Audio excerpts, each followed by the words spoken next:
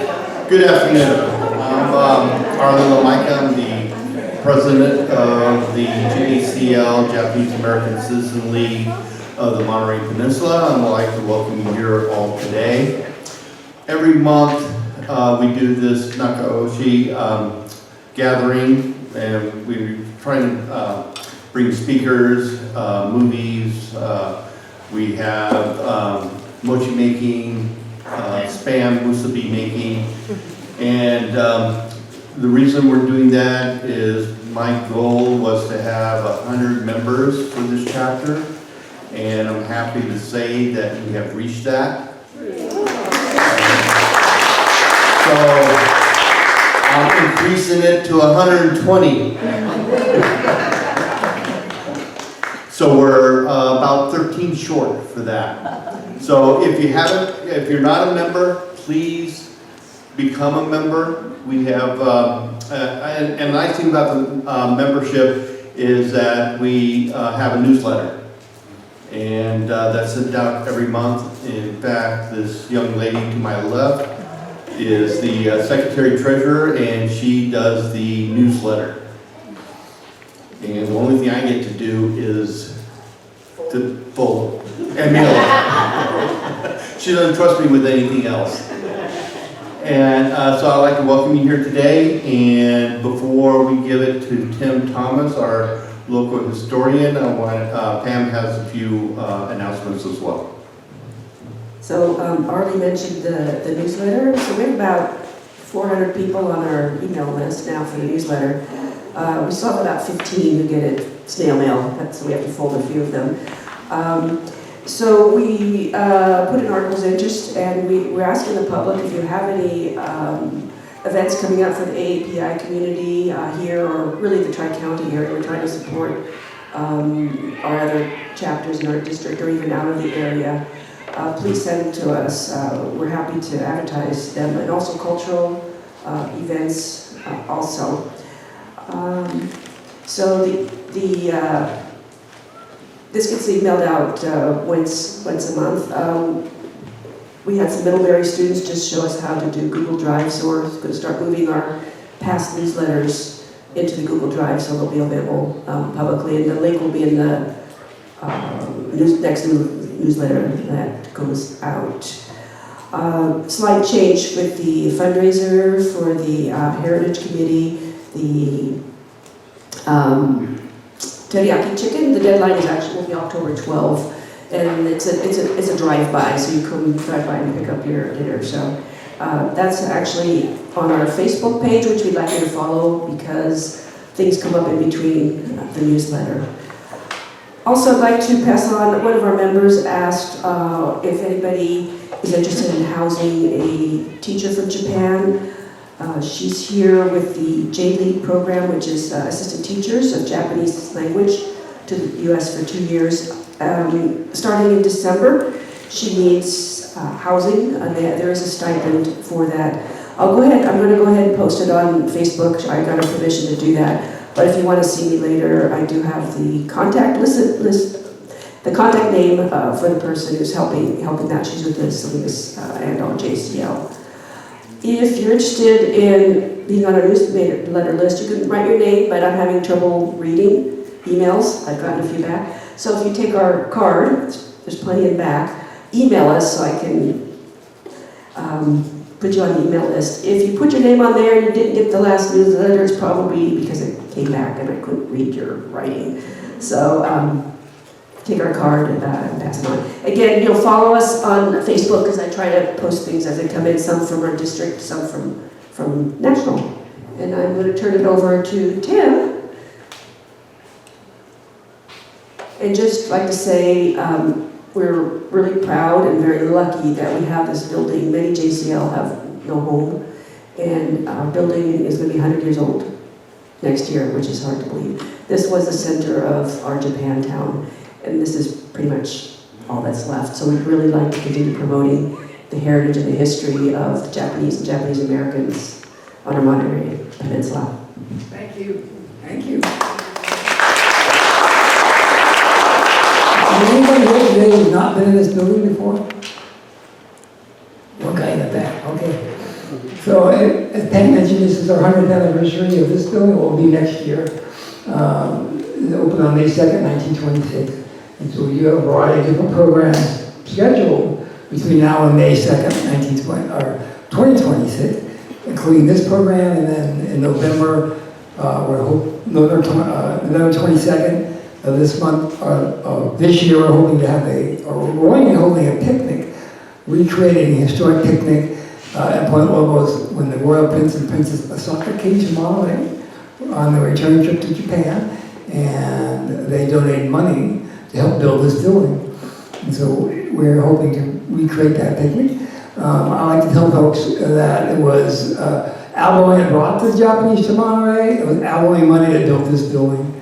And so abalone plays a very important part. In fact, it is my opinion, and I've been doing this kind of work for well over 40 years, it is my opinion that the abalone fishery in California is the most important fishery in the history of California. It wasn't economically, but it is historically and culturally extremely important.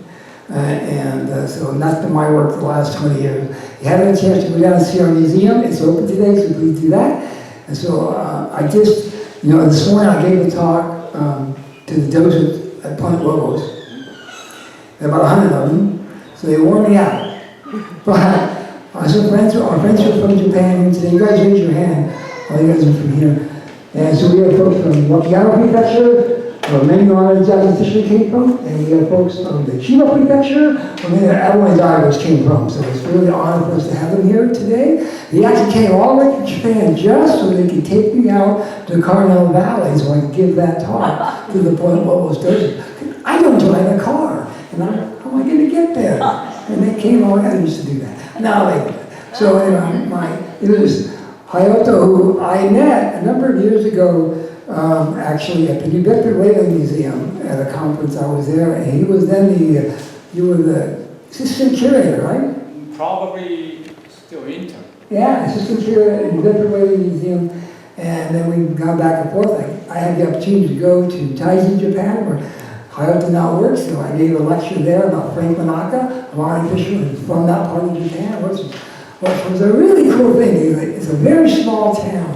And I gave this lecture, and in the audience was a guy who actually fished the Frank Manaka in the 1950s.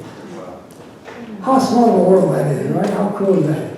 So that's enough of me. I want to point out, bring up Hayato here, and let him go. Before that, I want to point out, you have you brought these wonderful pamphlets about Takayama. Yeah, but again, that's the area the Japanese divers come from. He was number one in the back there. Please take one. And thanks again for coming. And please, if you have any questions, don't be afraid to ask.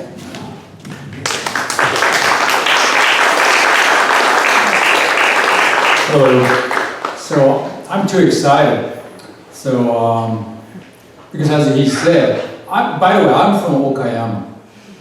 Are you guys from, your ancestors from, anybody from Wakayama? Oh, yeah. But I was born in 1971. So I became interested in maritime history, so particularly fishing and particularly whaling. So I was studying the history of whaling. That's how I ended up in East Coast of the United States, being an intern of the Kendall Whaling Museum in Sharon, Massachusetts. There were, 3 major whaling history museums back there. Nantucket Whaling Museum, New Bedford Whaling Museum, and Kendall Whaling Museum. That was 1999. And I wasn't speaking in English.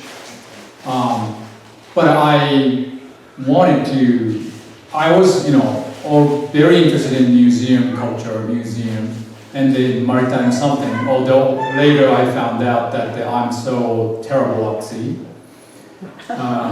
Didn't know that until I went whale watching and I was dead. And then I trained partially for the, the movie Jaws. And Okayama, has a beautiful inland sea. There are no waves, islands, boats. That's why I'm so fascinated to the people living on the sea, especially catching big ones. And that's why when I was a high school student, I went to Taiji and then realized that I'm not like them. So, but still, I've been so fascinated by the people who live on the sea, or under the sea too. So then I became an intern of the Kendall Wedding Museum. The later Kendall Wedding Museum merged with the New Bedford Wedding Museum. Around that time I met Tim Thomas. And then my boss too. My boss, the Stuart Frank, and Tim know each other, and they are basically like little crazy historians. And I was so fascinated by that historian's world. And so I'm very, very honored to be here and to work with Tim and to meet with you guys, because I wasn't so planning well, but somehow I'm talking to you now, so I'm very, very honored to be here. And I really thank people from Chiba Prefecture. I just met them in this September. And I'm quickly learning the history of Chiba people here in the US, and also quickly learning the history, of the exchange between Wakayama and Chiba. There are lots of connections there. And so, especially, they were working together, people from Chiba and Wakayama here. So I'm trying to establish a little exhibit in 3 months. So I don't have time. So it's not going to be a huge exhibit, but nevertheless, I'm gonna consider it as a start to learn more about this exchange between Wakayama, Chiba, Monterey, San Pedro, everywhere. Those people are everywhere. I only know something about Wakayama people. They were in British Columbia. They were in Western Australia. That's why our sister city, Taiji Town's sister city, is Broome, Western Australia. They're divers, pearl divers. And now my question is is there any connection between pearl divers and abalone divers? There are many questions, never ending. Oh, I will continue to learn. And before I start this, I'm going to have probably Ms. Aoki, the curator of the, 2 curators here, of the Wakayama Prefectural Modern Art Museum. And they are the ones in the last few years working so hard to unite many people across the Pacific, and they raising money, working with the government people, all kinds of paperwork and stuff. Maybe she will explain why we are here, specifically what kind of project we were working on. And then after maybe my talk, I will bring some 2 Chiba people here, and because they have been studying, probably you know them, and they've been here, and some of you guys have been there. But I was so amazed at how much they know, how much they have been working so hard to learn the history and to preserve artifacts. You probably all know something about the Kodani brothers. They preserved papers used, for paper doors. When the Nakajiro's house was demolished, about to be demolished, they rescued paper doors, and they peeled, one by one. And because Japanese are recycling, letters and documents for that kind of purposes, so there are lots of interesting information there. And they preserve those papers from paper doors.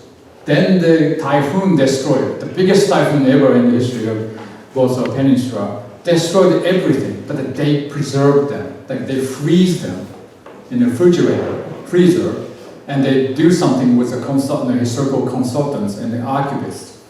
And they, again, they were carefully, researched them, and they putting some, works on them to preserve them. So lots of work on them. So, and those details of the Japanese here are not necessarily translated into English. So probably in the future, we should be able to produce and introduce you guys more information about those Japanese ancestors. and the people who worked here to create this beautiful Monterey, probably our side can provide more information based on Japanese resources. And we are also counting on you guys to find more information from English American resources. So it's going to be a great collaboration. Okay, so first, please, Kanae and Aoki-san, explain why we are here. Hi. Okay, so thank you for introducing us. My name is Kanae Aoki. Please call me just Kana. And here is my colleague Ichiro, and you know the name, very familiar name, Ichiro Okumura. And we were working together in the Museum of Modern Art in Wakayama. And so it's a long history, but so our museum was established originally in 1963. That was a prefecture museum and a small collection of artworks. However, Modern Art Museum was established in 1970. So during these 7 years, we had already collected their artworks, which were painted by the Japanese, I should say Japanese, but who were active in the United States from pre-war time. And the name of the artist was Eitaro Ishigaki, and who was from Taiji town, and actually immigrated to the United States. That was in 1900, think you have name, or around that. Sorry. Yeah. But he was, his father was active in California, and however, he got interested in much more culturally or the philosophically and the kind of liberty of the United States, and went to New York and became an artist, painter. And that was the kind of our first aim to do research, because that artist came back to Japan in 1951, because that was the timing of the Red Purge, you call. So he couldn't stay in the United States, and he came back to Japan, and so that was because we had lots of collection of that artist. So with those basic collection, and our museum started working and collect or enlarge our collection. But we could do lots of research having this kind of information. However, we never tried to do the kind of more wider research with the kind of materials left in the United States.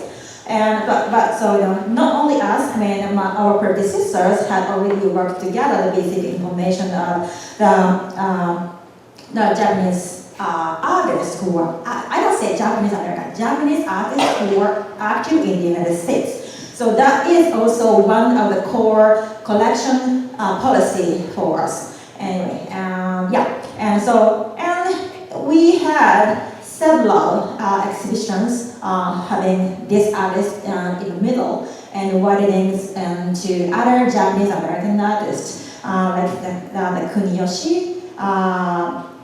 So Kuniyoshi must be the kind of the most popular artist painter who were very active before and through the wartime.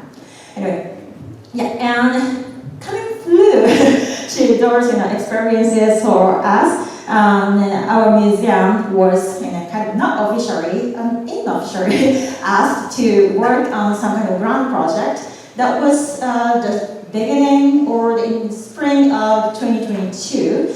And we were expecting to hold, our prefecture was expecting to hold a large gathering of the Wakayama descendants who were distributed around the world. And so that was the second Wakayama Kenjin-kai gathering. Do you know the word Kenjin-kai? Ken is the translation of the prefecture, and Jin is people. So Kenjin is the people from one specific area.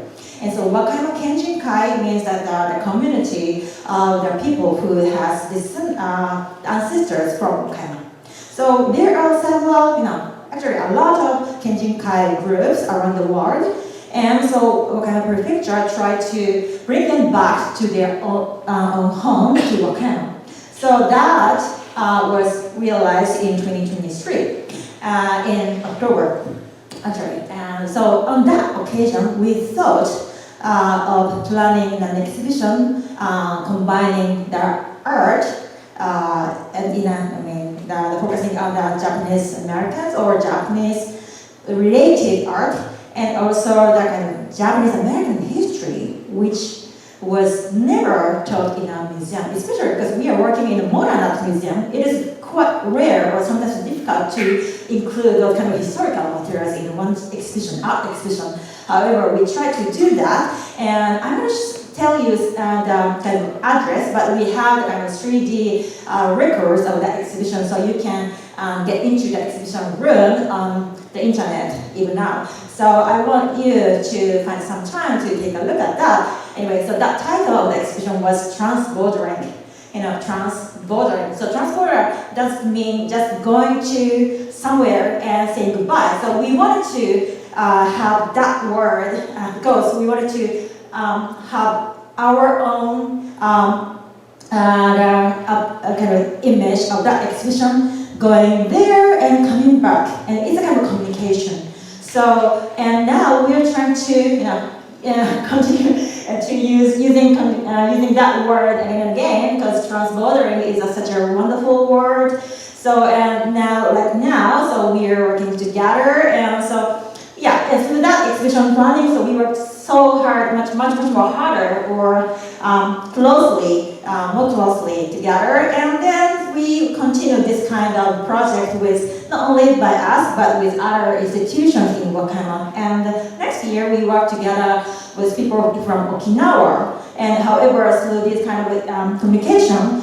we encountered that person here, Mr. Yamaguchi. Please stand up, please, and say hello. And he is the person who connected us to Chiba Prefecture, the members, the study members. Because I wrote an article, so when I came here in 2022, I wrote that later, but so I came here when to Kamel, that was only Kamel, and we three came to Kamel together and looked for the exact location of the one painting was painted. And that was painted by the Henry Sugimoto, and probably you might know the name of the artist. Anyway, so that painting was painted in the Kamel Highlands, and the person over there, Mr. Robert Brownell, so Bob-san, we called him, and so he showed us around Kamel and tried to help us to look for the exact location of the painting was painted. And then, and I wrote about that experience and about our collection. So in our newsletter, and he Googled the name of Kodani or Kodani Genosuke. So I mentioned about that because that painting was probably painted in the art or guest house of the Kodanis.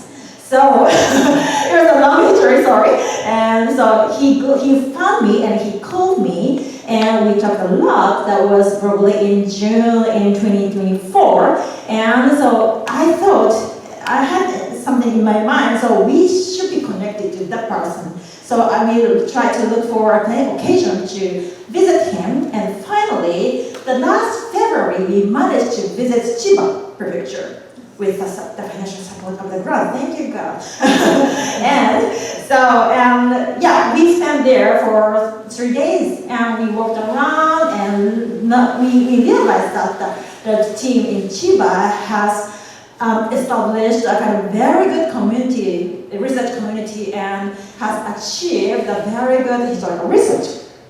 So we needed to submit this year's grant, the governmental financial grant, and so we thought in mind to work with them and in order to unite the regional histories, we should say that in plural, because our Wakayama history and Chiba Prefecture history can be connected through the kind of starting point of the Monterey or California. So it is a kind of, connection through, we can call Kuroshio Current from the south of Japan, coming up from Japan, Wakayama to Chiba prefecture, and coming through the way up to Alaska and coming down to California. So we are all connected. So this is the concept of our project this year. So that is why we are here now. Sorry for taking some time. Thank you. Thank you very much. 日本のリサーチですか。青木さんがすごく詳しく話してくれたんですけれども、そうですね。だから私たちは美術館の人間なんですけれども、特にこのジャパニーズアメリカンのアートのことを考えていくと、どうしてもやっぱりこの移民の歴史だったり、こちらで働いていた人たちのことを考えないといけない。そこはすごく深くやっぱり結びついているというところを、僕は実感しているわけです。そして今ここにいるんですけれども、特にここのモントレーにおいては、先ほど青木さんも話したように、小谷健介さんのポイントロブスにあった、ゲストハウス、そこに、たくさんの芸術家たちが集って、いろんな作品を制作しています。We're, as we said, so we're specialists in art field. However, when we research artists, so we have to think of their background and their life, and here in America. So and when we studied about the famous Tekodani and the art community during that fishing community, so go ahead. この含めて、今回私たちすごく今回いい機会をいただいていますので、ぜひこれから一緒にいろんなことが、生まれていったら嬉しいなと思っています。よろしくお願いします。So we are doing it together on that field. So we are really happy to be here and to be connected with all of you, each of you. So we want to say よろしくお願いします。Please stay in touch in the future too. Thank you.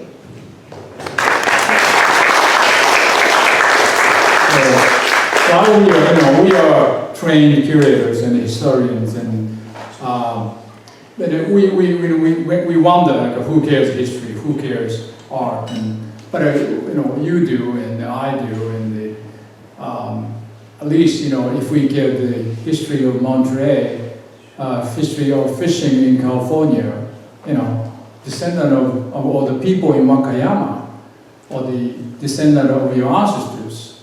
Descendant of Chiba and people in Chiba should know. And indeed, when I talk to young people in Wakayama, and although I haven't talked to Chiba, but in Wakayama, they were not told about their ancestors' stories. In this moment, in the United States, that influences all over the world about this, interesting topics about, migrants, stuff like that. Japanese too. Japanese leaders are so influenced by your leaders. And we are, so motivated to talk about your ancestors' stories. Not necessarily my ancestors, because I'm from Wakayama, but I realized that when I talked to my mother. She knew something about immigration, and I didn't know that. So that means, we have to keep telling the story. Otherwise, young people don't get it. So that's why, I probably you guys know more than I do, and I'm not from Wakayama, but nevertheless, I have a courage to keep talking. Okay, so.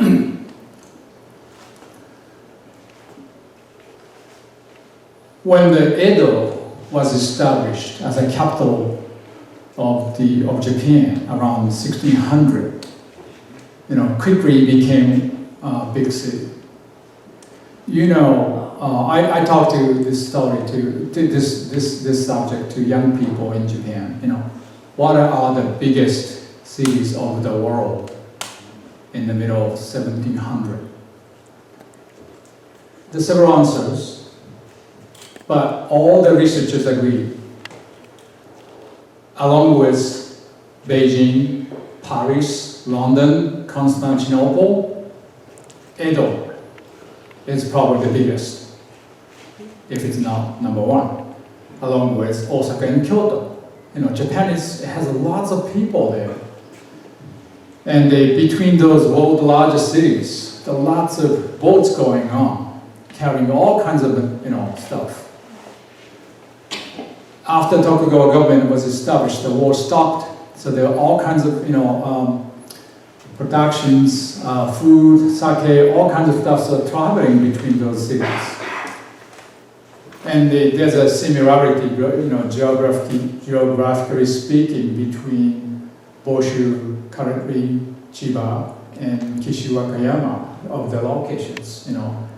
Closeness or the distance between those coast and the big capital cities, and it's located in the mouth of those big cities. And they are the ones, because the Kyoto and Osaka, that area has been the center of Japan for a long time. Those are the areas, all kinds of industries like fishing, farming, lumber, everything. They are the knowledge is there, technology is there. So the Wakayama people, when the Edo became, quickly becoming a big city, many Wakayama people moved to the Boso Peninsula, and because the fishing grounds, for example, are not necessarily well developed yet. So the people of Kishu, with knowledge and technologies and techniques, moved to Chiba, and I just met the couple who came from Inami town of Wakayama in 1955. That's the birthplace. Inami town is the birthplace of katsuobushi. Okay? There must be a long history of katsuobushi development, but Mr. Tosa Yoichi established the basic, base of the current katsuobushi, but whose graveyard is in Boso Peninsula, in Tateyama City. And I didn't know that. So they're clearly whaling, burrito fishing, tuna fishing, soy sauce making, people are traveling more than we thought.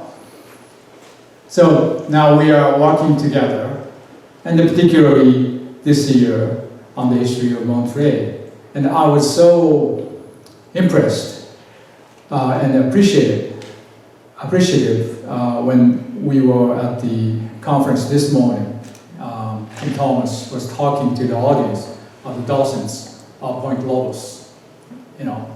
I don't think there are many Asians there, Asian descendants there. But so I'm not so sure if they're very knowledgeable people, hardworking people, who but they appreciated Tim Thomas's story about Japanese, as if they knew little about it. And as Tim also said, the Japanese contribution of this specific city it's kind of understood. I think that's what I felt when I've been researching the history of Japanese in San Pedro as well. Okay, so we have reason to talk about this story. So I feel like we should be doing more. This is when the first European style modern lighthouses, 8 of them, were built around 1870. Those yellow dots, they were, when Tokugawa government made an agreement with the Netherlands, America, Great Britain, and France. Tokugawa government, not Meiji yet, but they made an agreement that we are going to build European-style modern lighthouses because we are going to start the trade. That was the promise. And 6 of the 8 lighthouses are located between Boso Hanto and Kishu Peninsula. And that really tells, importance, significance and also danger of the area as well. But it's so important because many ships are going on, Japanese ships and foreign ships. So it has to be built like modern lighthouses. Next, please. And this is the southern tip of Honshu Island, Wakayama. So the 2 of 8s are there. Shironomisaki, the Honshu, the very, very southern end. And this lighthouse covers this much. But it has to be covered all the way. So they built only 10 kilometers, like 5-6 miles away. But then they built another one to cover, to make sure covered everywhere. And this is the coast where many Wakayamas are. There are Wakayamas who are here on the west coast of North America. Next, please. And because of that geographical location, it's been important when, from the perspective of the sea. Like, when I ask this question, who are the first Americans in Japan? Commonly, the common answer is Commodore Perry of US Navy. But 62 years before Commodore Perry showed up in Japan, the 2 American ships showed up in the southern tip of Honshu Island, Wakayama. So the name is Lady Washington, which really tells the importance of the ship. It's the Washington ship. Although he's not president yet, but he's in commander-in-chief. So the Lady Washington of Boston and the Columbia, they are the first American ships, one of the first American ships went through the southern tip of South America, going into the Pacific. They are the first ones to go to China, to start China trade. But some of those first American ships were in China, and the Lady Washington and the Grace of New York tried to contact with Japan. And they stayed in Japan for 10 days. And as you know, Japan had a self-isolation policy, so they're not supposed to be there. But nevertheless, they came. And because of the geographical location, they showed up in the southern tip of Honshu Island. And somebody in Kushimoto depicted the ship. There's a figurehead here, guns here, accurate sizes. It says Colombo, the black African Americans on board. And here, it says, looks like stars. It's probably the first American flag presence in the coast of Japan. This is very important. In other words, the U.S.-Japan relationship started in Wakayama. And this historical fact should be known more. And in 2016, that was the 225th anniversary of this incident. This was taking place in 1791. And in 2016, I thought it's a great idea. We should do things we should do more about this event, because in Tokyo, there's a very important American woman who might be interested in this event. Who was that? The American representative in Tokyo. Kennedy. Yes, Caroline Kennedy, supposed to be Massachusetts, right? Although probably she grew up in New York, but she always wear, the Boston Red Sox hat. I think Kennedy's connection between Massachusetts is so important. So successfully, thanks to the many people, therefore, especially the American Consul General in Osaka, he worked so hard. So we got a video letter from Caroline Kennedy to celebrate this. So now it's official. Officially, U.S.-Japan's relationship started in Wakayama. Okay, so we should work on toward the 240th anniversary and the 50th anniversary. Okay, next please.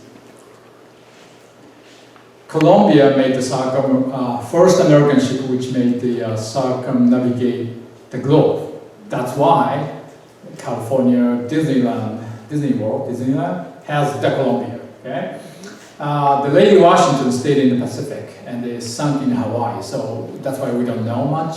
But nevertheless, the Lady Washington was the ship. Next please. And we found the logo of the Grace at the in the suburbs of Boston. The Duxbury Historical Society has this logo of the Grace, and it says, next please. You know, they are the ones who explored the west coast of North America. And it says, sent 2 boats on shore to look for water. The natives came, meaning the Japanese on the ocean island of Kushimoto. The natives came and stood at the distance on the top of a mountain and looked at the boats and the people, but did not come near. They have long spears. Natives on board and gave the captain as a present bags of rice. That's the first omiyage. And the Americans saw, oh, we made a peaceful contact. And when the Americans and the Europeans make a peaceful contact with natives, they make boom, boom, boom. That scared the Japanese a lot. So the Japanese came back and said, gesturing, please go away, go away. No, you're not supposed to be here, and I'm not supposed to be here. And the village leader is so upset, you might be killed, and I might be killed. But the boats, couldn't go out because of the wind and everything. So they were there for back and forth for 10 days. That's how Americans and Japanese met. But nobody killed. Okay, it's a peaceful. And the logbook says, the Americans said, we call this port of the island, Ocean Island, the southernmost located island, or Honshu Island. We call this the port of Lady Washington. Okay, next please. So that was taking place here. Okay. So if you are Wakayama descendants, who live in the United States, you should be proud of this, because that's what Caroline Kennedy said, I'm so excited, our ancestors were so brave to be connected, and for her, her hometown, Massachusetts and Wakayama. So she always talked to young people. So that she said, like, young people of Kushimoto town and Wakayama prefecture, be brave, don't afraid to take risks. And those there's very American values, which was very inspiring, and I was very, very happy and lucky about that. Okay, next please. So after 1890s, I would say, many people in the villages of southern Wakayama coast started to go out to work in foreign countries. Okay, there's so many. For example, a village like Taiji. Taiji had this newsletter, and there's a foreign edition. I'm talking about 1920s and 30s. Taiji had a foreign edition newsletter of the town. And do you read newsletter from the town or city? It's boring information about when garbage is picked up and stuff like that. But the foreign edition is interesting because the foreign edition actually tells what's going on in the town. And they were sent to the guys in the foreign countries. Okay? And in 1936, it says, the town's newsletter in Mexico reported, the majority of the young men have disappeared. Because they disappeared, it says, to the Korean peninsula for sardine catching, to the Australian water, Alafura Sea, for pearl diving, and it says also newly developed Antarctic Sea whaling ground. This is the very year the Taiji people started to go to the Antarctic Sea for big whaling. And it's sad, but we should be pleased. Next, please. So there's a census in 1935. So the population of Taiji was 3,700, in addition to this 549 people in foreign countries. And it's not just Taiji. All the towns along the coast of Wakayama, southern Wakayama, like Ugui, Inami, Katsura, Kushimoto, they're like that. Okay, next please. And thanks to the money sent from those guys in foreign countries, Taiji Elementary School has the high-tech a beautiful Western building with beautiful audio system. This was demolished in 1970s. Next, please. Okay, every year, the best students of women and men from each grade is awarded, and it's called San Pedro Taiji Jinkai Award. So the money was sent to the school in addition to each household, and the school teacher will go to Wakayama City, and there's a fancy department store there, and they buy things like dictionaries, books, stationaries, and they will give them to those best students every year until the war started. Next, please. Some went to, like Ishigaki Eitaro, they just mentioned that his father was a boat builder of a whaling boat, but all the whaling ended, and he went to British Columbia to make boats for salmon fishing, and the son of that came to Canada, but they moved to the United States, Seattle, started with lumber. They were fired, and they quickly moved to California. なんだっけ、あそこの町は。Bakersfield, because Bakersfield is very prosperous because of the oil. Just they found the oil. But many of them from the southern coast of Wakayama went fishing because the Americans, Canadians, Australians, they started to develop fishing. And the guys from the southern coast of Wakayama know the ocean wherever they go. Next, please. Although, by the way, sorry, that was the Australian water before the war. And this is another question: is there any connection between this pearl diving and abalone diving? That's another question. Okay, next, please. So our sister city, Broome. If you go there, this is probably one of the biggest Japanese cemetery. Of course, Los Angeles has the biggest, but Broome has biggest, big Japanese cemetery there. Over 700 headstones are there, and over 800 people are buried there. So it's clearly, it's not so difficult for everybody, Australians, to understand, because of their contribution and sacrifice, this prosperous Australian town is there. A beautiful town, Broome. And we, fortunately, we send 6 students every year to exchange. And they also come, Australian students come to Taiji to do, we used to do homestay, but because of the COVID we stopped that. But we're still doing exchange programs. Next, please. So after 1900, the biggest group of Taiji people, Wakayama people, are probably at the Port of Los Angeles. And this newly developed Terminal Island fish harbor. And when the canneries started to produce fish cans, Wakayama people are employed. Biggest group was Wakayama. Who's next, do you think? The Shizuoka people. So again, Shizuoka located between Wakayama and Chiba. So those people. Most of the Japanese tuna cans are used to be produced in Shizuoka. Next, please. So my focus was, only in San Pedro, because most of them are there. And I knew there's some in Monterey, but now I have better understanding.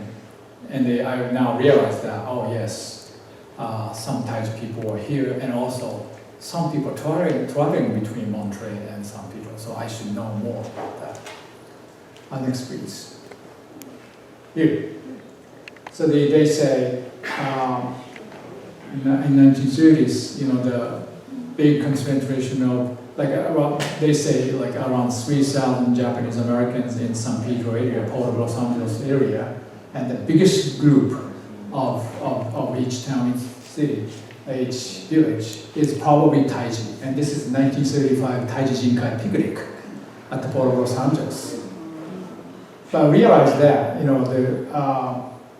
the many US-born kids here, and they tend to, marry between Taiji girl and Taiji boy. But after that, not that. But back then, this is mostly Taiji people and their kids. And when people see this photograph in Taiji, you know, professors, media, journalists, all kinds of people come here, protesters as well, you know. And then when they see this photograph, many people find it interesting because they never thought there's a history of immigration there, and they never saw this many Taiji people in the port of Los Angeles. So it's a surprisingly interesting for modern Japanese. Okay? Next, please. And after the war, they were kicked out of, before the war, during the war, they were kicked out of the island, but many came back to a place near the Terminal Island, and many were in Long Beach, that's my understanding. And in 1971, I think the Terminal Islanders got together again, and they started to gather every year, and now it's going on still. And tomorrow we're going to travel to Los Angeles and meet with the representatives of the Terminal Islanders, because you probably heard of that the Terminal Islanders successfully, you know, preserving 2 buildings of Terminal Island, and that's going to be some sort of museum building, and we are here to help them if we can, you know. You know, as you mentioned that, you know, the importance of this building, which is very important. You know, if you have a place, you know, having a place to get together is very important. And this will be the place to talk about their ancestors and the stories. Otherwise, can be lost. And when it comes to Wakayama Prefecture, museums, libraries, universities, schools are in Wakayama City, not in the southern Wakayama. Nevertheless, we are doing this, as I really appreciate, you know, the people in Wakayama City, in the prefecture government, you know, they are, you know, trying to encourage those southerners to work together. And I'm very happy about that. And I'm trying to encourage young people in the southern coast of Wakayama to learn more about them, their ancestors. Okay, next please. So, my question here. So, according to Japanese resources, most of say things like, you know, beginning of the Japanese in San Pedro. Usually those resources say things like, yes, Wakayama people moved out to work, but some people ended up in the southern coast of California near Los Angeles around 1900, 1890s. They realized lots of abalone in San Pedro. It's very easy to catch them, and they're huge. So they started to harvest them. That's usually the beginning of the Japanese in San Pedro is told. So I didn't really know how exactly they ended up here. And some of them are known, you know. So I know that some of them who came here around 1900, before 1900, were cutting lumber somewhere on the west coast already, or farming, railroad, mining. Although they have a great knowledge of the ocean, they couldn't make good use of them. But when they came to Los Angeles area around 1900, they have a chance to use their knowledge of the sea. So that was my understanding. And then now I know something about Chiba people here before 1900 catching abalone.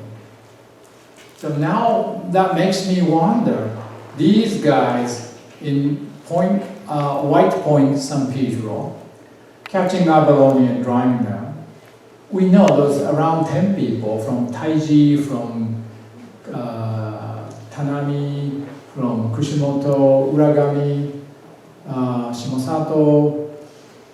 Are they really had no experience of abalone fishing in San Pedro until they come to San Pedro?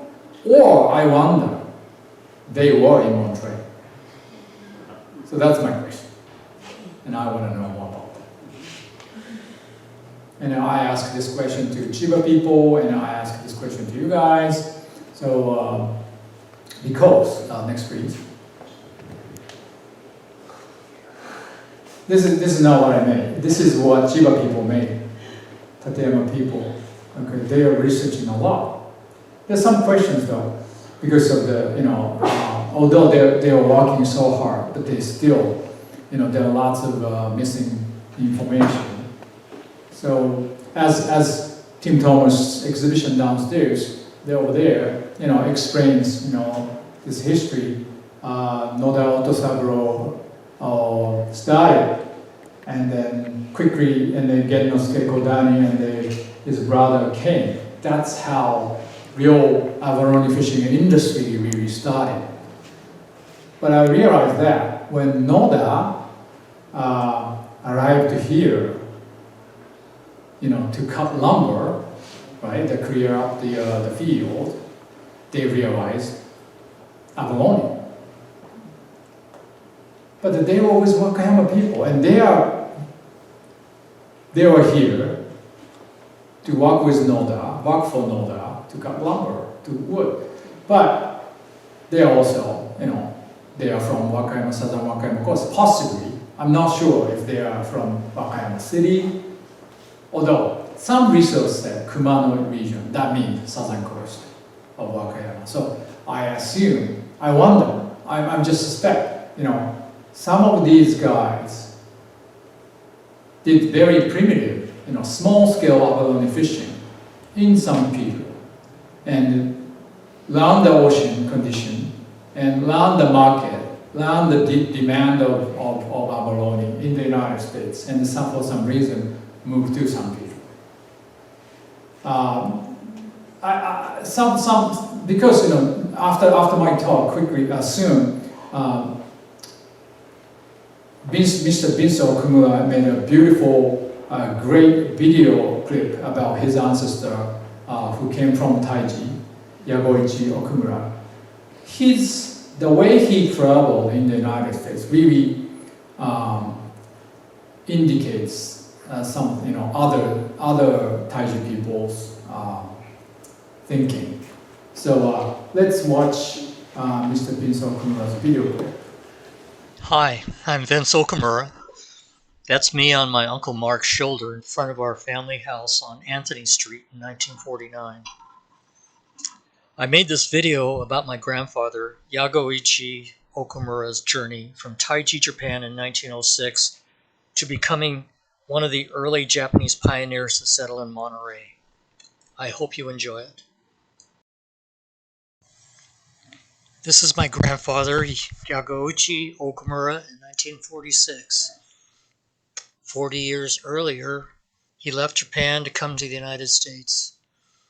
He wanted to find a job that would pay more than he could get in Japan. He wanted to get married and have a family, and he wanted to build a house for his family. He left his mother, father, and 5 siblings in Taiji when he boarded the ship SS China Maru in the harbor in Kobe, Japan. The ship departed on December 6, 1906 for Honolulu, Hawaii. He arrived in Honolulu 14 days later on January 4, 1907. He probably didn't expect the enforcement of President Teddy Roosevelt's gentleman's agreement with Japan that stopped the immigration of Japanese from Hawaii to the mainland United States.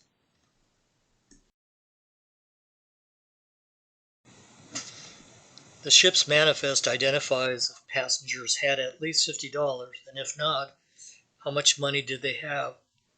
Yagoichi had a total of $10.50.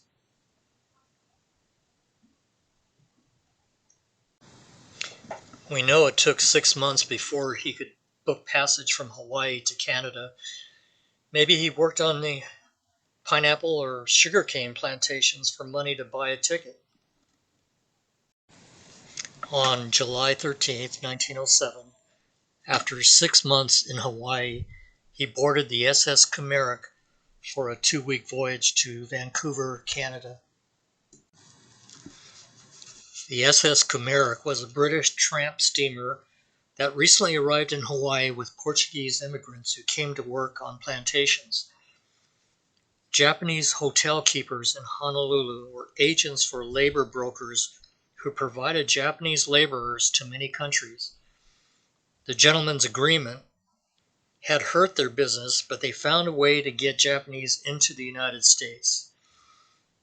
There was no restriction for Japanese entering the United States from Canada, so the brokers arranged passage for 1,100 Japanese who were willing to go to Canada.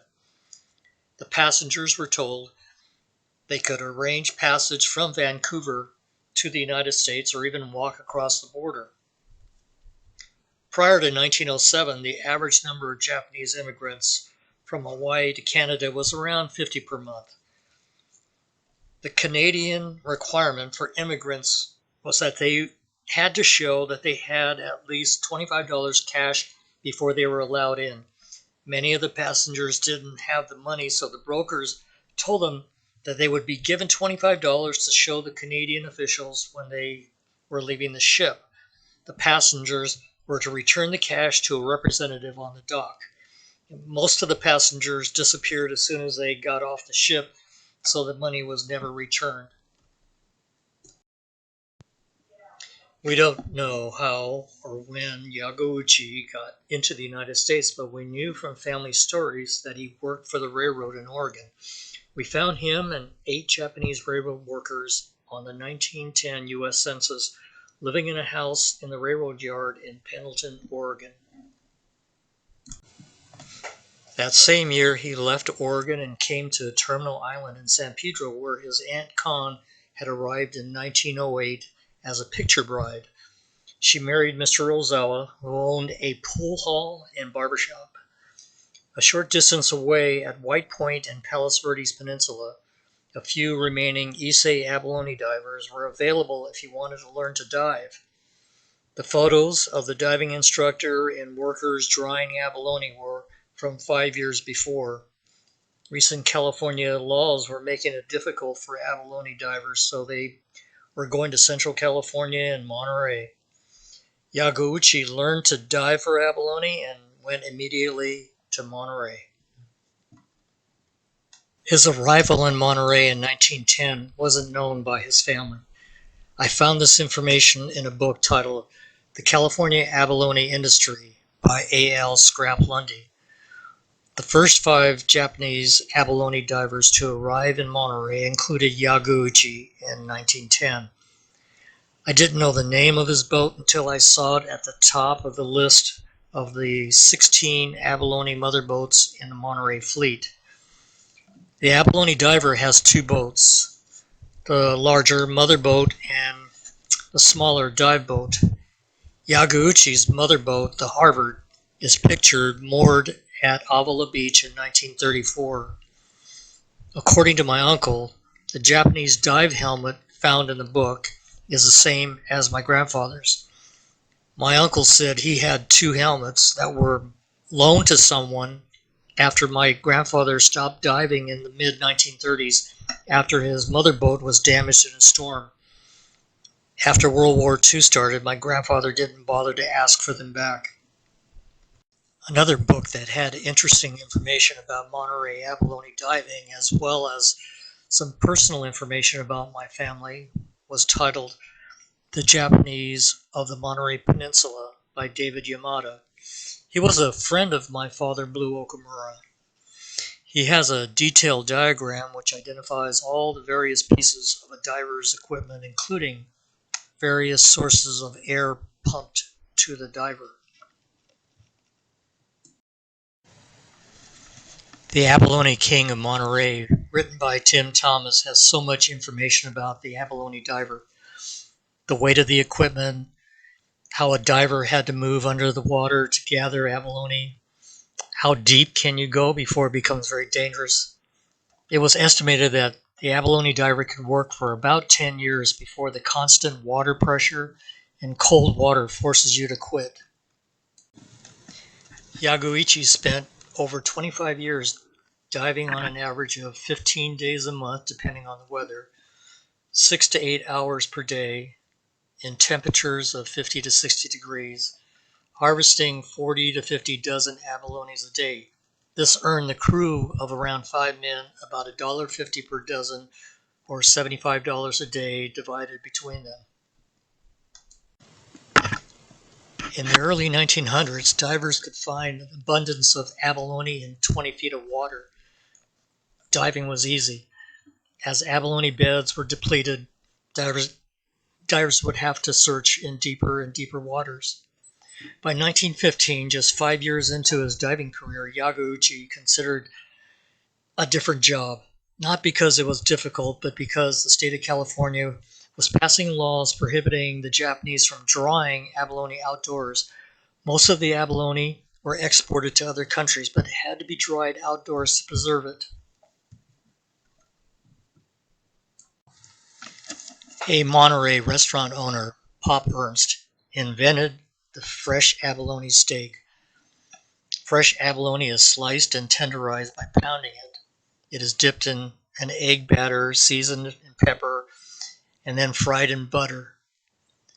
His introduction of this recipe created a huge demand from San Francisco restaurants for fresh abalone.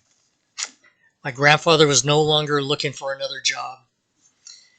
He would make steady money for the next 20 years. He had a tradition of taking an abalone that he had harvested from the ocean's bottom and had the outside of the shell polished to the same brilliance as the inside each time a son was born.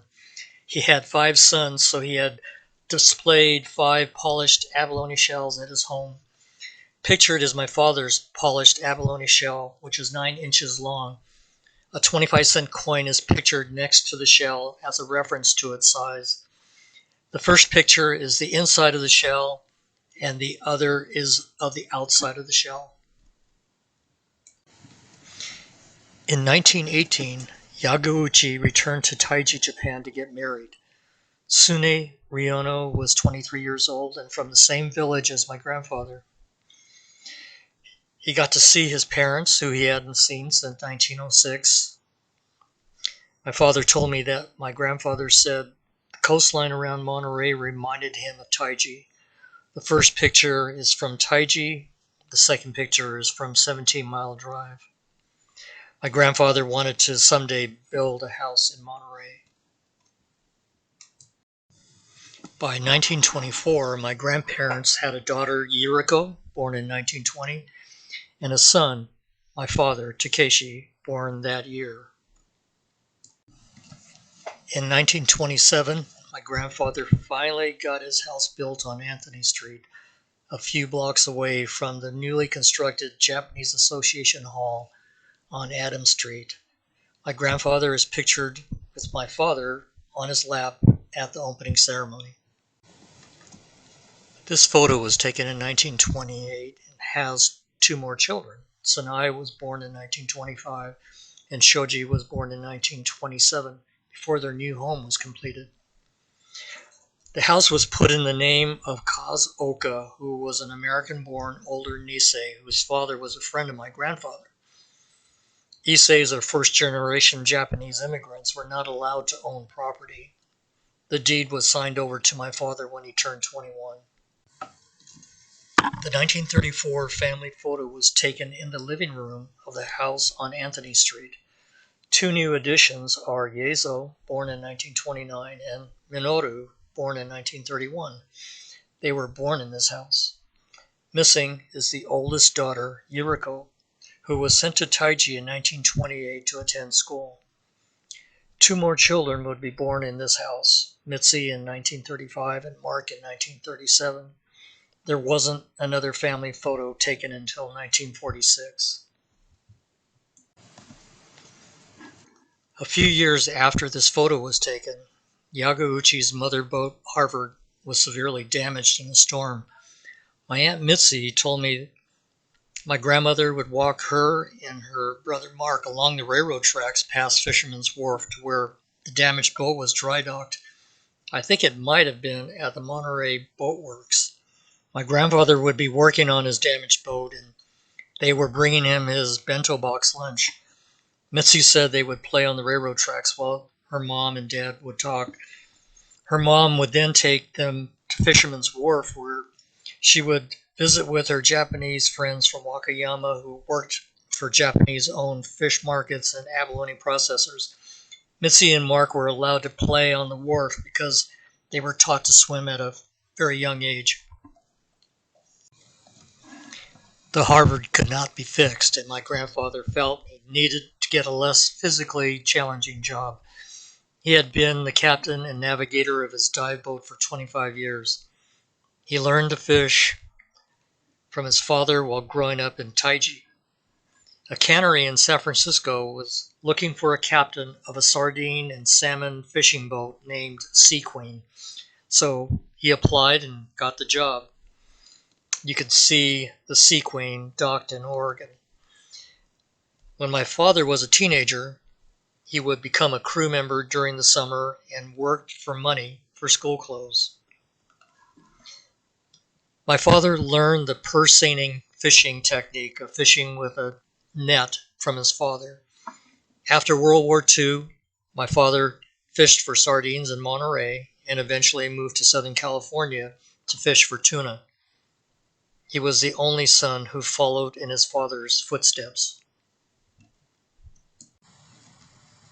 I found a photo of the Sea Queen moored in Monterey. The ship is owned by a San Francisco cannery. I asked my uncle what it was doing there. He said if my grandfather was sailing south at the beginning of a new fishing season, he would sometimes come home for the night, leaving the crew on board. He would row back in the morning and go fishing. When World War II began, my grandfather heard if you lived east of the Highway 99, you would not be relocated.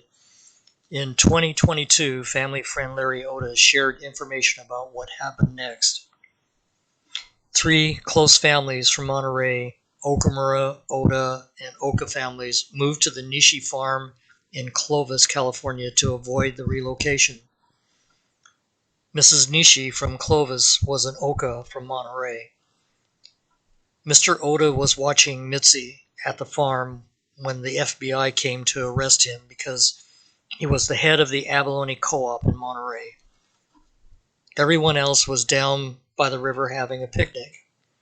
The families were ordered to report to the Poston, Arizona relocation camp. Mrs. Oda was reunited with her husband at a relocation camp in Texas later during the war. Poston consisted of wooden army-style barracks covered in tar paper for insulation. You get to make your own mattress by stuffing hay into a cloth bag. Poston consists of 3 camps with approximately 17,000 Japanese and their American children. The Okamuras were in Camp 2, highlighted in yellow. Camp 2 is divided into blocks consisting of 14 barracks with 4 rooms in each barrack. The Okamuras are on Block 221, which is highlighted in yellow. Block 221 has 1 men's and 1 woman's public toilet facility and 1 laundry room. The Okamuras were in barrack number 7, rooms C and D, which has been enlarged so you can read the names. Each room had 5 family members. Their names are listed with their age in 1943. Each block has a mess hall where meals are served and seating is on picnic tables. School was mandatory for all school-age kids. In 1945, Mark Okamura was in the 2nd grade. Mitzi Okamura was in the 4th grade. Minoru, or Jughead, which is a nickname he got from the Archie comics, was in the 8th grade, and Yezo Okamura was a sophomore in high school. A canal was dug from the Colorado River, which was miles away, and ran through the 3 camps at Poston. A huge swimming pool was created where water flowed in from the canal and then back out to the Colorado River. One day in 1943, my dad, Blue Okamura, was talking to one of the lifeguards when a 5-year-old kid walked up to the diving platform wearing little wooden geta sandals. He hung his towel on the ladder, climbed up to the top of the diving platform, and dove off. He got out of the water, dried himself with his towel, put his wooden getas on, and left. The lifeguard said, "This kid comes here almost every day and does this." My dad said, "Yeah, that's my kid brother Tosh." Later, he would change his name to Mark. My dad said he goes back to the barrack and hides underneath the bed so he doesn't have to go to his kindergarten class. One day, someone came to the Okamura's barrack and knocked on the door. My dad opened the door. It was Tosh's kindergarten teacher looking for him. His teacher was Mary Saguchi, who was my mom. That is how my mom and dad met. They dated while at Poston and continued dating when they were allowed to go to Cleveland, Ohio in 1944 to work. They got married in Cleveland in 1945 before my dad was drafted into the Army. If you ask any of my younger uncles how it was being interned at Poston, they would tell you it was the best time of their life. You had a lot of friends to play with, playing sports or just hanging out. You ate with your friends in the mess hall instead of with your family. The older uncles and aunts would say it was just awful. You had to work jobs that paid practically nothing. You couldn't go anywhere except inside the camp. My grandfather got busy transplanting shrubs and trees from the desert around the barrack, which eventually would provide some shade. Other people did the same, and in a few years, there were a lot of trees. Yagouchi somehow found a heavy-duty fan and made a swamp cooler that helped a little when the summer temperature got between 100 and 120 degrees. After a while, the guards would let you hike to the Colorado River. There was nowhere to escape in the desert. My grandfather made a fishing net and took some of his sons with him to catch fish. He would cook the fish over charcoals, which he made by burning wood from the mesquite trees. My grandmother would get some rice and vegetables from the mess hall, and the family would eat outside of their barrack. World War II ended, and the Okamura family was released from the Poston relocation camp in 1946. 4 years earlier, before Yagouchi left Monterey for Clovis, California, his Sicilian neighbor Benny Ania, an immigrant from Italy, told him that the war would not last forever. He offered to take care of the house until he returned. Yagouchi has always been a generous man who has helped neighbors, Japanese and Italians alike, during tough times over the years. Now someone wanted to help him. Monterey welcomed back its Japanese families. My grandfather had no idea how he was going to be able to earn a living. He was told that Del Monte Properties, the owner of Pebble Beach, was hiring returning Japanese residents to clear trees and shrubs from some of their property. Yagouchi went to apply for a job. He was asked if he had any experience cutting down trees. He told them he cut down trees to make railroad ties in Oregon. They hired him to supervise the younger workers. On the 1950 U.S. Census for Monterey, Yagouchi was still working for Del Monte Properties. The Okamura family participated in many Japanese traditions. Pictured at the Monterey Peninsula Judo Dojo in 1939 is my father, Blue Okamura, in the top row, and my uncle Shoji in the front row. Mochisuki is the pounding of rice to make rice cakes for New Year's. This tradition hasn't been done since before World War II. The neighbors brought their rice for the Okamura boys to pound. The Obon Festival has had family members participating for years. Good food, games with prizes. Japanese folk music and Japanese dancing done by experienced dancers to anyone who wants to try. Boys' Day, May 5th, is a holiday in Japan and is now called Children's Day. My grandfather had a mast in the backyard like a ship. The large koi is for my father. My mother's is next to his, and mine is flying above them. They represent strength and courage. All 5 of Yaguichi's sons served in the United States military. My father was drafted in 1945 and was sent to the Army Language School at the Presidio in Monterey in 1946. The war ended and his family returned to Monterey from Poston. My mom relocated from Cleveland, Ohio, and was reunited with my dad. My dad's Army buddies from Hawaii were invited to our family house for a home-cooked meal prepared by my grandmother. My mother is pictured with a USO volunteer armband sitting with my dad in his uniform. Shorty came home to see his mom in 1951 during the Korean War. Yezo fought with the 24th Infantry Division in Korea in 1952. While on leave, he met up with his brother Jughead, who was in the Air Force, to meet with their grandmother for the first time in Taiji, Japan. Jughead was stationed in Japan while in the Air Force during the Korean War.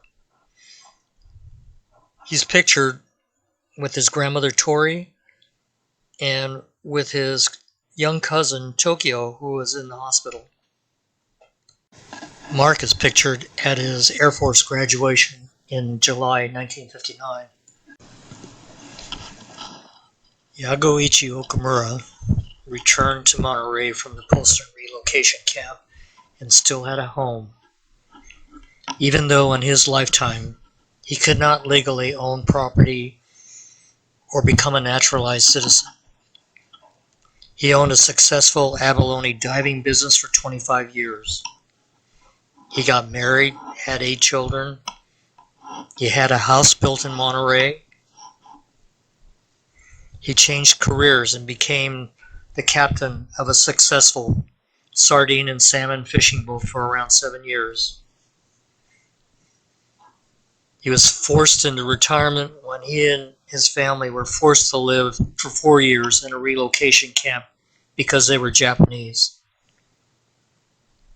He came back to Monterey, and because of some past experiences and skills he acquired working for the railroad, he got a job with Del Monte Properties.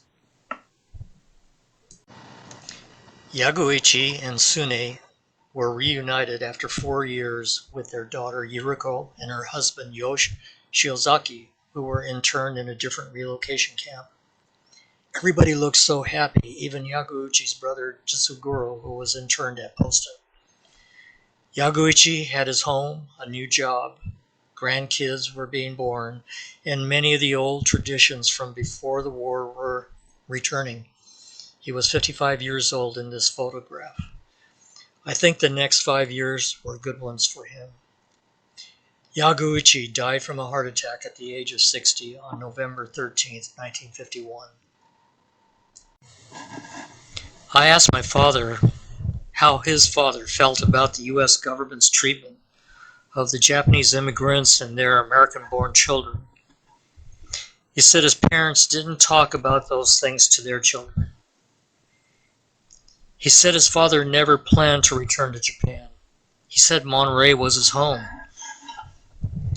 Yaguichi accomplished what he set out to do when he left Japan as a 15-year-old boy in 1906. He did it with a lot more adversity than his descendants have as American-born citizens. His family tree is his legacy. He has given opportunities for a better future to his 8 children and to his 16 grandchildren and to his 17 great-grandchildren and to his 15 great-great-grandchildren.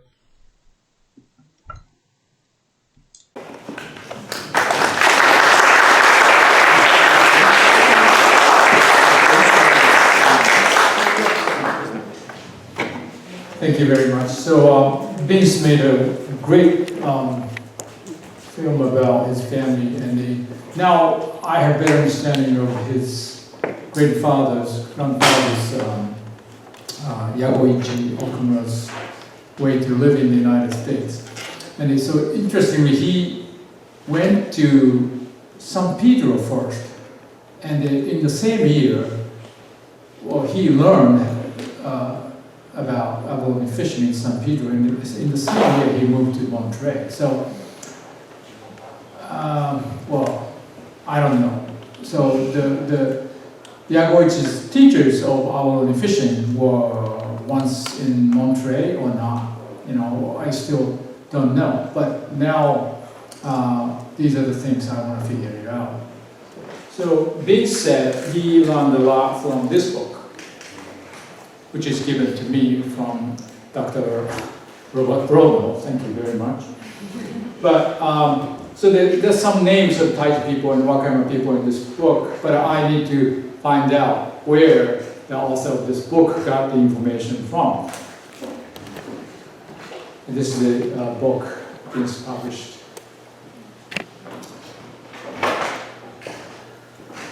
And this book uses photos from various resources. One of them is George Esaki collection. That must be John Esaki's father. Right? Yes. So I saw him yesterday in Nashville. So my understanding is some of the photos at the Monterey Library, but some of them are still on the Jones property, maybe? Yeah, so I need help from him too. So I have many questions, and I just want to just quickly mention this. Mr. Nobuo Aisawa, the president of the non-profit organization NPO, our Cultural Heritage Forum, and then Ms. Ikeda is the co-representative. So he's working on the information.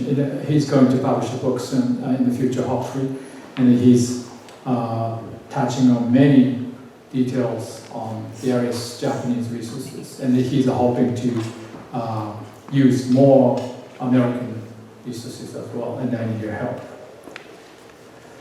So I think we are going to bring the Chiba people here because they might have questions to you guys, and you guys might have questions to us. Hello, my name is Yamaguchi.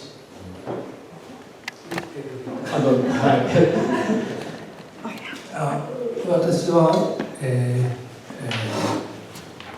私の住んでいるエリアから、26人の漁師がモントレーにアワビを取りに来ました。26 men from the village where I live came to Monterey for abalone. 私は約30年前から日本で本を読んでそれを調べてきました。Since 30 years ago, I've been researching about this history using books and resources. 和歌山県立近代美術館の人をきっかけにここにモントレーに来ることができました。I could come here by contacting Wakayama prefectural museum, art museum. モントレーでの日本人のアワビ漁のことがいろいろ分かりました。So I have learned a lot about the Japanese in Monterey. 本だけではなくて実際に来て見て話をすることが大事だということが分かりました。I learned that meeting with people, asking people, actually talking to people is very important. ありがとうございます。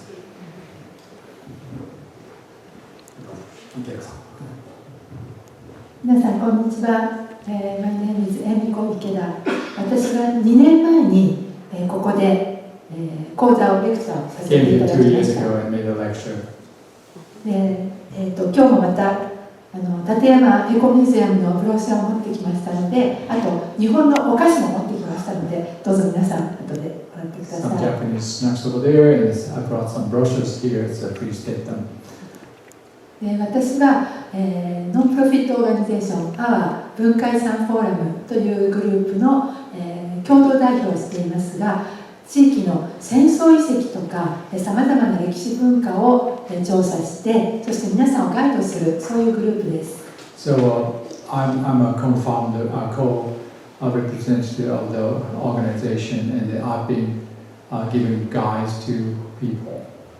このブローシャーにも、アワビ移民のことが書いてありますけれど、こうして皆さんと一緒にお話ができたり、お会いできてとっても嬉しく思います。It's very, very wonderful, and so delighted to be here. And I just forgot to mention that she's not only this immigration history, but also she's working on a lot on the talking about historical sites related to the war, World War II.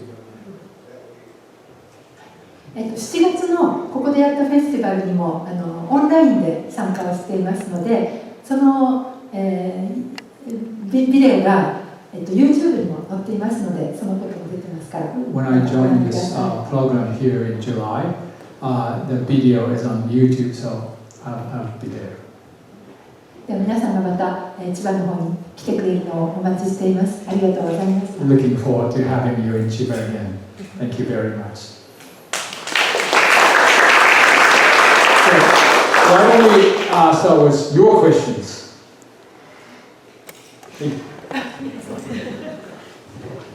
Is your area of Wakayama well known for abalone? Yes. Okay. Abalone is everywhere, and abalone is expensive, and it's getting rare. And abalone is not at my hometown, inland sea. They're very, very rare there, but along the southern coast of Wakayama, it's very, very popular. And from a long time ago, it's one of the most expensive products of the sea. Yes. And the taiji is known as a whale. Whalers are good swimmers. Good swimmers are good divers. And they are. They not only catch whales, but also all kinds of fish and abalone. I'd like to know if any of your works, papers, books are translated into English for us to read. Yeah, soon, coming soon.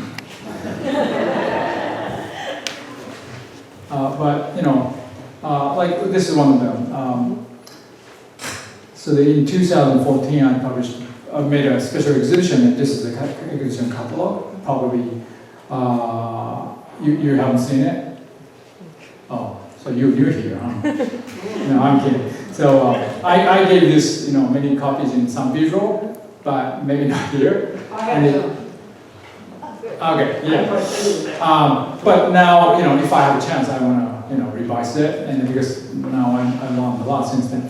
But some, I try, and this time too, if we make exhibitions, we're supposed to do it in Taiji and in Tateyama City. We're going to make exhibitions and then maybe publication about the exhibit and this project. We'll make sure it will be in English and Japanese so that you will be involved, and you personally, has to make a contribution to it. I'm not talking about money, but we need to help with the curatorial, ship, museum ship, piece.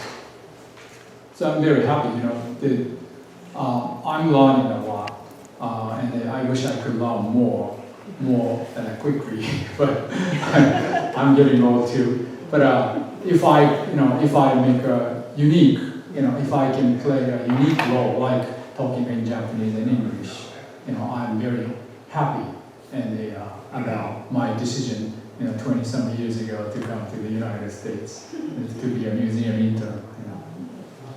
私は千葉県から来た漁師のことしか分かりませんでしたけども、ここに来て和歌山県千葉県を先祖に持つ漁師のことしか分かりませんでしたけども、ここに来て、和歌山県を先祖にする人たちが今日この会場に来ていることが分かりました。驚きました。なので和歌山県から来た人が先祖になっている人と千葉県から来た人が先祖になっている人、それぞれ手を挙げてどのくらいの人数が来ているのか見てみたいのです。I knew something about people from Chiba, but I was surprised to see this Wakayama connection. So I want to know here today, right now, who are the descendants of Chiba here? はじめに千葉県から来た人がそれぞれ先祖の人をくらい。He's a photographer too. 手を挙げて。Chiba people, please. Again, Chiba descendants. Some are probably multiple. いいですか？いいです。はい、Wakayama, please. Wakayama no. There's a real Wakayama, fresh from Wakayama here. Wakayama の皆さんどうぞ手を挙げてください。Wakayama. それからね、小谷さん、母方が小谷さん、父方が江崎さんっていう方がいます。Beautiful Wakayama, Chiba. あちら、Double people. 小谷さんと江崎さん、ハーフ。そう、千葉と和歌山のハーフ。That's what happens when people meet. Yes. ありがとうございます。そういう千葉県、そして和歌山県から来た人を先祖に持つ人たちが今日この一つの会場に集まったことを大変驚きました。ありがとうございます。Very surprised and happy to see the people who are, products of the encounters of people from all over the world. それ以外に、はい。それ以外に。Any Japanese descendants here? Where? 静岡。福島。My mom is from 福島。あちら。はい。広島。鳥取。鳥取。ね。フィシャマン？鳥取フィシャマン？Are they fishermen or farmers? Yeah. Well, Tottori is one of the small prefecture in Japan. And Tottori is just north of Okayama. Yonago. はい。広島。広島も多いですね。Many 広島。岡山がいない。岡山、小畑。I want to carry Okayama. 小畑中羅、岡山。But while I'm learning Wakayama history in the United States, I often meet, my grandpa is from Okayama, and which, I knew nothing about. So again, I don't know about my family. So saying, I need to learn. 失礼しました。私は千葉県出身と和歌山県出身の人しかいないのかと思ってましたが、大変日本の各地から来た人が先祖にいるということが分かりまして、とてもさらに驚きました。ありがとうございます。I sort of hear the Japanese descendants here are only from, the ancestors are only from Chiba and Wakayama, but surprisingly they're more not simple as that. それで千葉に来たことが。Have you ever been to Chiba Prefecture? Wakayama? Ooh, and Tokyo? Good. Yeah, it's a chance to visit Japan now. There are many foreigners visiting Japan right now. And are there anybody here have no ancestral connections with Japan, but somehow are here? Can I ask you? She's important for us. Yeah, right. Why are you here? Oh, yeah. I met a girl from Boston. That's why I speak English. You speak Japanese? So I grew up in this area, Okay. right down the street. The majority of my neighbors, I'm Puerto Rican, by the way, but the majority of my neighbors were all Japanese, including my Auntie Susie, who used to babysit me when I was 5 years old, Nice. Tanaka, which is Her and I come here every month. However, at a very young age, my next door neighbor, Sachiko, and her daughters would dance in the Obon, and I was fascinated by that. So I danced at the Obon Festival when I was 5 years old, 6 years old, 7 years old, 8 years old, until we transferred to Hawaii. My dad was military, and then we ended up coming back. So I feel very connected to the Japanese community, even though I'm Puerto Rican, because I was raised with so many Japanese people around me. And then once I moved to Hawaii, that's a given, right? There's Japanese everywhere. And so I loved to learn the culture. Even my grandson is fascinated by Japanese culture, and his dream is for both of us to go to Japan one day. So very fascinating. Thank you very much. Can you imagine, like right now in Japan, I have an American wife, and my daughter has 2 passports, and she grew up in a fishing village in southern coast of Japan.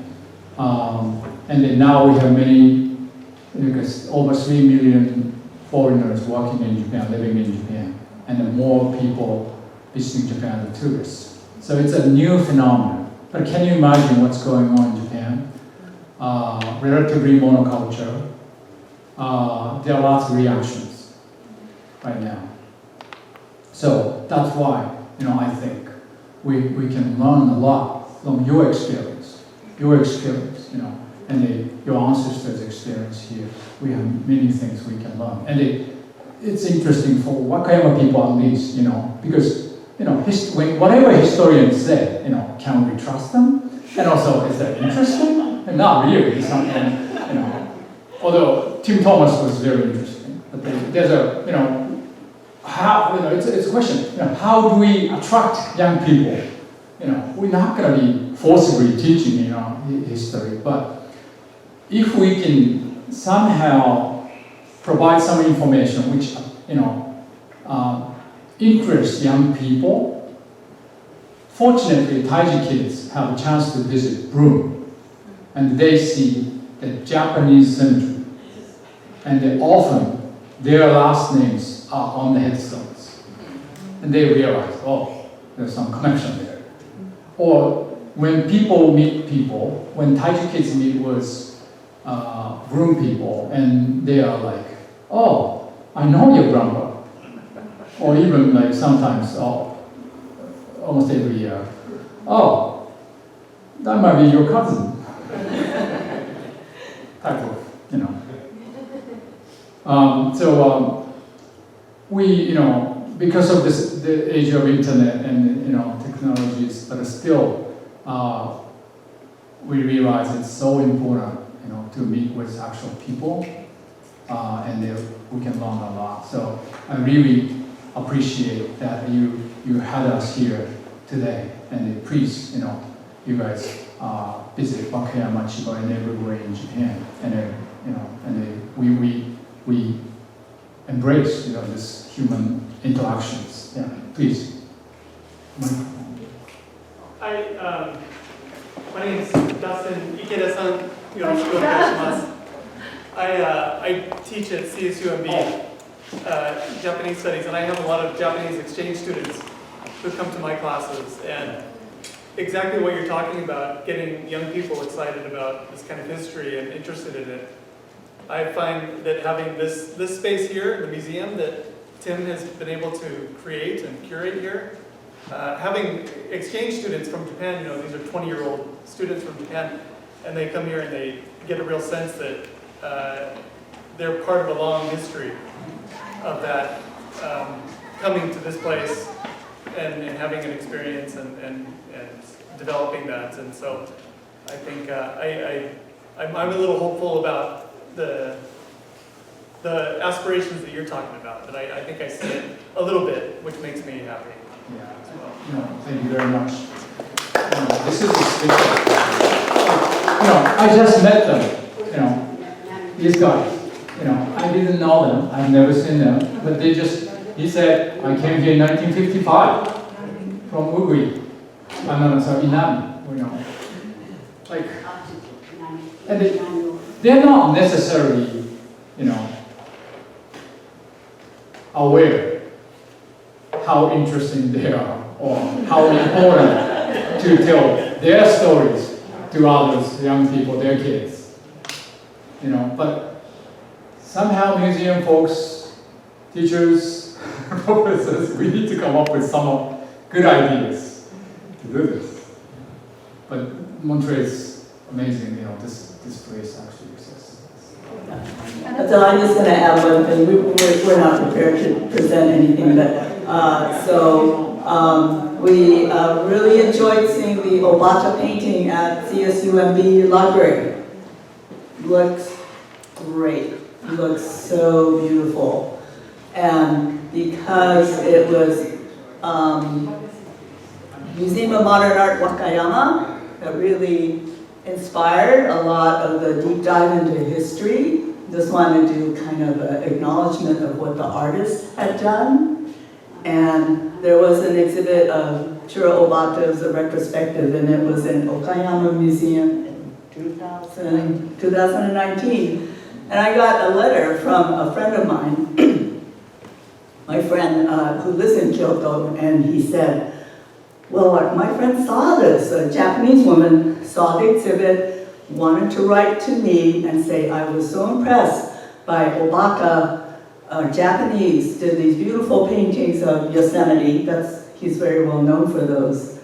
And she said, for the first time, and she was young, I really thought about the immigrants in Japan now, and what is their vision of my country being an immigrant in Japan. And it just opened up her understanding of the new immigrant population in Japan through thinking about Obata being an immigrant artist here. So I really appreciate what you're doing and the sharing that's going on.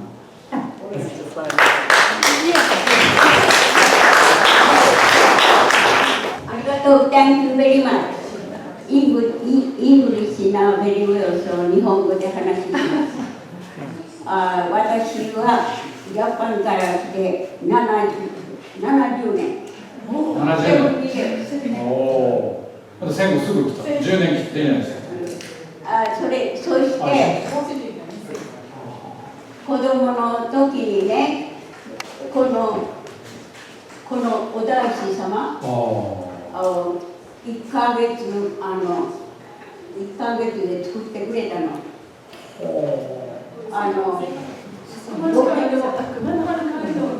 天道様が泊まって作ってくれたの。この中には私のお父さんお母さんの名前が入ってるんですよ。この方自身の模型は基礎から長野県。長野県からNo, yours, youのペアです。総合市です、ラストネームは。総合市っていう名前はありますけど、基礎からそれは知らないかなって私は生まれたのは長野。それで、これはナッティさんの裏になるの。ああ、なるほど。それナッティさんの裏。So this is a postcard or the photograph of some sort of inscriptions of Buddhism symbols, and this is located in somewhere in Nachi area in southern Wakayama, and now it's a World Heritage Site. これはmaybe 100年前のことと思います。That's very interesting. So she's saying, I think this inscription is made like around 100 years ago. But this World Heritage, we are talking about like 13th century. So her ancestors or her neighbors did something on 100 years ago on 13th century object. ここには今家から行くのに半時間学校行ったりして山奥なのここ。はい。This is in the middle of the mountain. 今はイノシシが出たりして。What? So it's very difficult to get here because it's so widely grown and wild boar and deer and bear attacks are very big issues in the last それで私はいつもお祈りしてるんですが、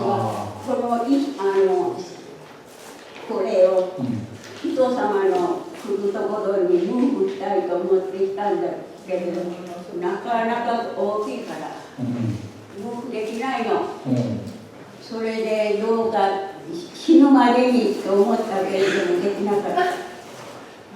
She was hoping that this artifact will be moved somewhere so that people can see it. This is some sort of religious monument.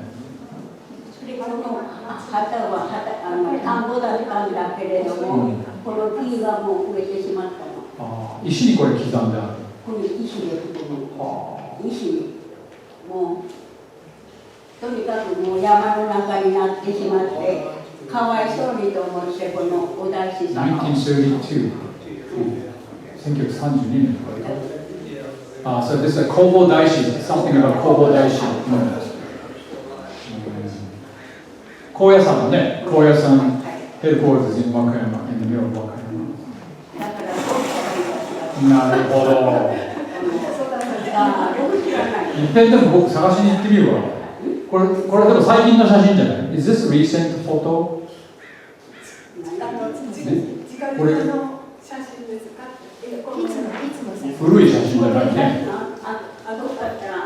違う。これいつ頃の絵が年賀状かな。もう50年ぐらいな。この木がもうこんなに畑がなったんだ、田んぼが大きく。またいっぺん僕探し行って見てみようかね。イノシシ出るかもしれない。気をつけな。イノシシ気をつけ。また後でちょっと教えてください。どこら辺か。ありがとうございます。Thank you very much. 日本に帰りたいとは一度も。Never thought of going back to Japan.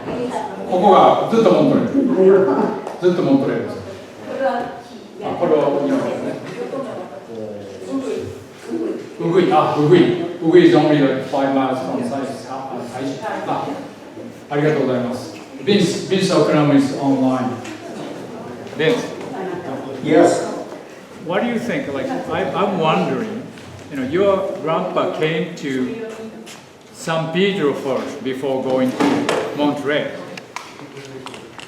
He did. We don't have any record of it, but we know his aunt was there in 1908. And she would have been the only one he knew in Terminal Island at that time. His sister had not come yet. His brothers, younger brothers, they had not come yet. So the aunt was the only one he would have known in Terminal Island. But he would have stayed there until he finished his lessons to learn how to dive. What do you think about my theory? The pioneers in San Pedro, pioneer Japanese in San Pedro, who started harvesting abalone in White Point around 1900, were they, some of them in Monterey beforehand? The only records I have are from the book about the California abalone divers, so there's no mention of the Issei divers that were at White Point, the names of them, so they may have been there. I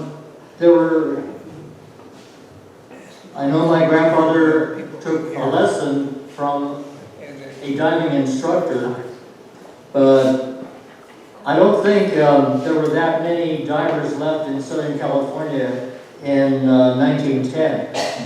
Because I think the problems had already started with the laws being passed in California and the difficulty with, I think there were the fishermen that were complaining they didn't want Japanese divers diving in those areas where they fished.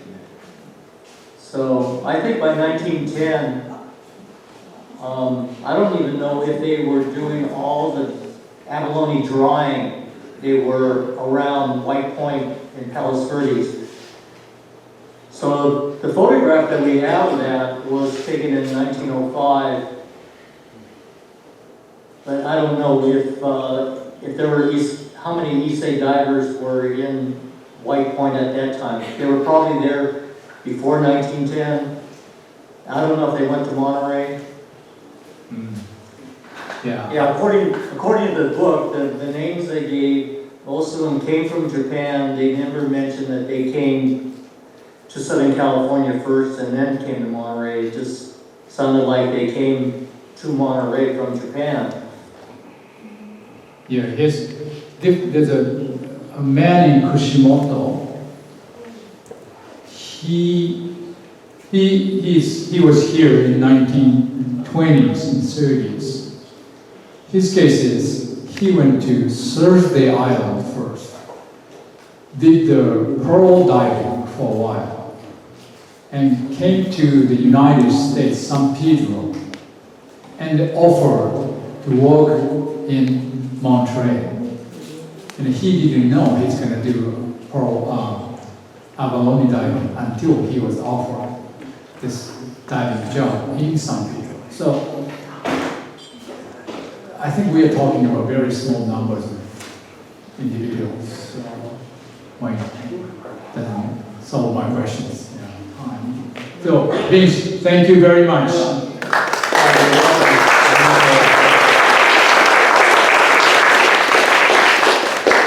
Our audience, thank you very much for having us. So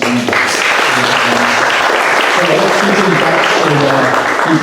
keep researching. Thank you. Thank you all for coming today. It was really a special program today, and I hope you'll come back again. And I want to thank all of you guys. Give a big hand again. It's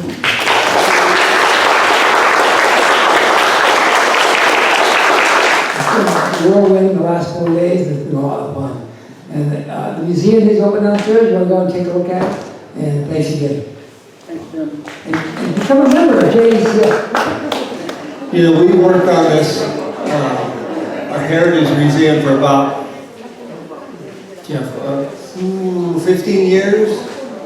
And it's only been since Tim has come on board to collect things, curate our museum. So it's really a wonderful place for folks to see, and also our history of Japanese on the Monterey Peninsula.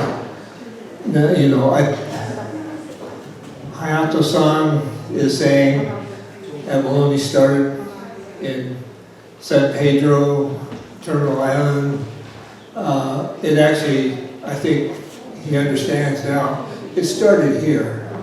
You know, and we have descendants from Genosuke Kodani here.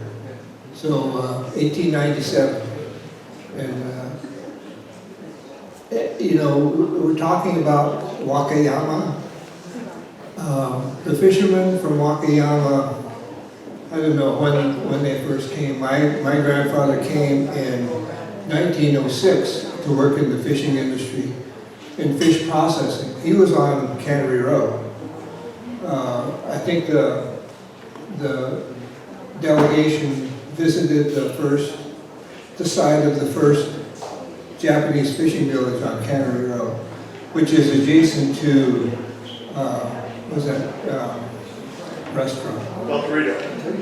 Well, between El Torito and the Chart House. So that's where the first fishing village was. My grandfather lived across the street from, on that point where Cannery Row meets Wave Street. That was his first residence. That was the residence of Otosaburo Noda. So, and we have artifacts that place him there prior to my grandfather coming. So, but we have a long history in Monterey, and as Tim mentioned, the Japanese were instrumental in building the fishing industry in Monterey, on Monterey Bay, and even on Fisherman's Wharf. Fisherman's Wharf was primarily Japanese controlled before World War II. Not too many people know that. They think that the Sicilians were were the ones that started Fisherman's Wharf. So, you know, a lot of our history is being lost. We need to keep it alive, and that's what we're trying to do here. But thank you for coming today. We're going to have more, so keep an eye on our newsletter. Take a card and let us know your email address. Thank you.